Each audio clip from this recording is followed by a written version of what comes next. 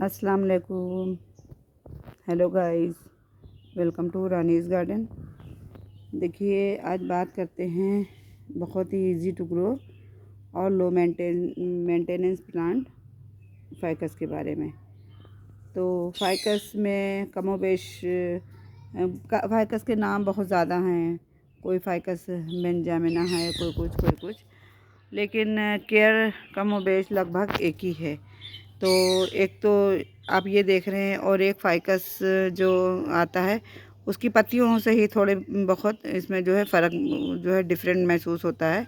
Different को महसूस किया जा सकता है, जिससे ये पत्ती एकदम अच्छी सी सीधी सी दिख रही है। उसमें इस तरह से एकदम से सीधी सी ना होके और थोड़ा सा इस तरह से आगे को इस तरह से होती हैं। और एक ये हो गई, एक ये आगे से झुकी हुई हो गई, और एक जो है बिल्कुल गोल होती है। लेकिन केयर और प्रोपोगेशन सब लगभग सेम ही होता है, कोई फ़र्क नहीं होता है। तो इसको मैंने कटिंग से ही ग्रो किया है। देखिए, हेल्दी प्लांट है हमारा, और बहुत सारी कटिंग मैं बांटती रहती हूँ लगा लगा के। ये भी देखिए हमारी कटिंग लगी हुई है। देखिए कितनी हेल्दी कटिंग इसकी ग्रो हो रही है। और इसमें देखिए धूप की वजह से आपको वेरिएशन दिख रहा होगा, वरना ये वेरीगेटेड नहीं है, ये सिंपल वाला ही है। बस ये है कि ये एक हैवी फीडर प्लांट है, तो आप इसको जब भी खाद दें, जब भी मतलब ये है कि फरवरी से लेके अक्टूबर तक आप कभी भी इसको खाद दे सकते हैं। तो जब भी खाद दें तो बस इसमें जो है आपको क्या करना है कि इसकी मिट्टी जो है एक लेयर उतार लीजिए। कम से कम 3 इंच 2.5 इंच की एक लेयर उतार लीजिए, और उतारने के बाद जो है खाद दे दीजिए। खाद देने के बाद फिर से मिट्टी आप डाल दीजिए। तो उससे इस तरह से खाद देने से क्या रहता है कि जब भी हम लोग वाटरिंग करते हैं तो हमारी खाद बह के निकल के बाहर नहीं आती है। तो एक तो ये हो गया। दूसरी बात, आप इसको जो है इसको पानी मॉइस्चर बहुत पसंद है, तो आप इसको जो है 2 पानी के बीच में, 2 वाटरिंग के बीच में आप इसकी मिट्टी को आपने नहीं सूखने देना है। आपकी इसकी मिट्टी मॉइस्ट ही रहेगी, और आप इसमें दूसरा पानी दे देंगे। ये देखिए, मैंने आज ही सुबह इसको पानी दिया है, और देखिए आपको देखिए मिट्टी एकदम सूखी सी दिख रही है। तो धूप भी इतनी तेज़ हो रही, बारिशों का कहीं अता पता नहीं है, और फिर भी ये प्लांट देखिए अच्छे से सरवाइव कर रहा है। 47 डिग्री जब टेम्परेचर पहुंच गया हमारे एरिया में, जबकि हम लोगों की साइड में इतना ज़्यादा कभी गर्मी इतनी नहीं पड़ी, लेकिन इस बार 47 डिग्री तक टेम्परेचर पहुंच गया। फिर भी सारे प्लांट बेचारे सरवाइव करें। बहुत सारे प्लांट ख़राब भी हुए, ऐसा नहीं है। हमने तो देखा, बड़े बड़े पार्कों में देखा, लोगों के गार्डन में देखा, बहुत सारे प्लांट ख़राब हुए, लेकिन उसमें देखिए ये सरवाइव भी कर रहा है।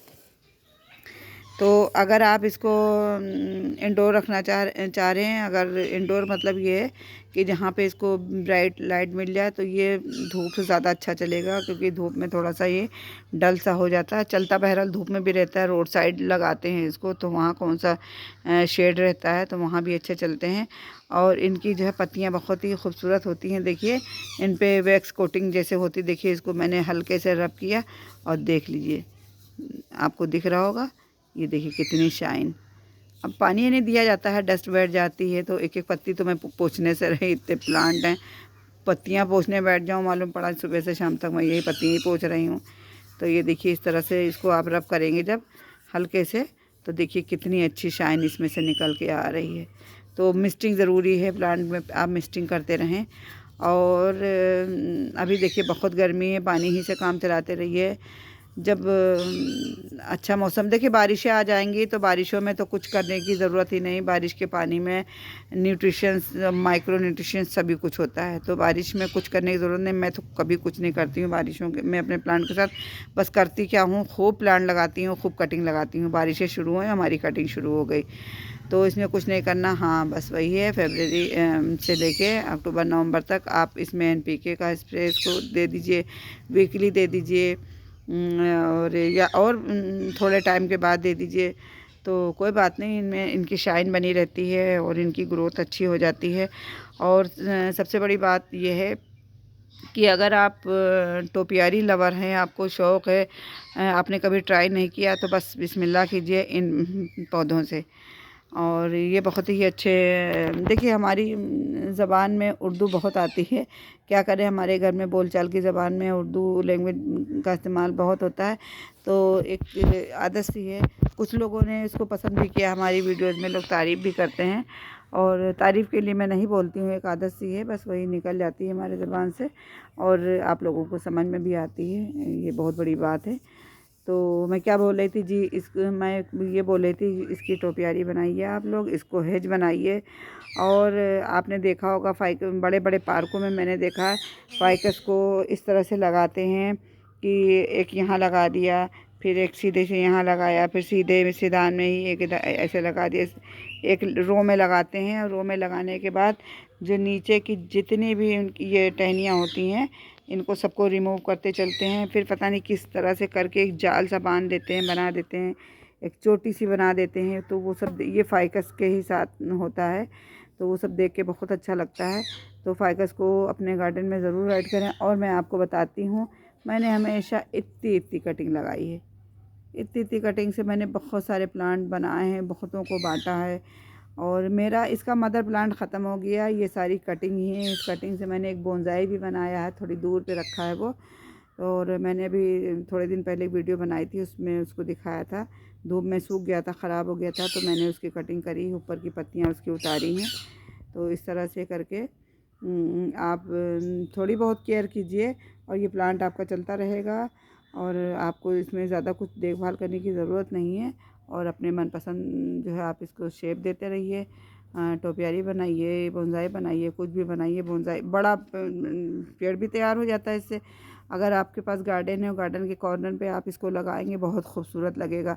अगर आपके पास गार्डन है और अगर मिट्टी में नहीं लगाना चाह रहे हैं, क्यारियों में नहीं लगाना चाह रहे हैं, तो आप किसी बड़े पॉट में रख के कॉर्नर पे, बड़े पॉट में लगा के कॉर्नर पे रखेंगे तो इसकी खूबसूरती देखने वाली होगी। और इसके पॉट में नीचे आप कोई हैंगिंग वाले प्लांट लगा दीजिए तो बहुत ही खूबसूरत लगेगा।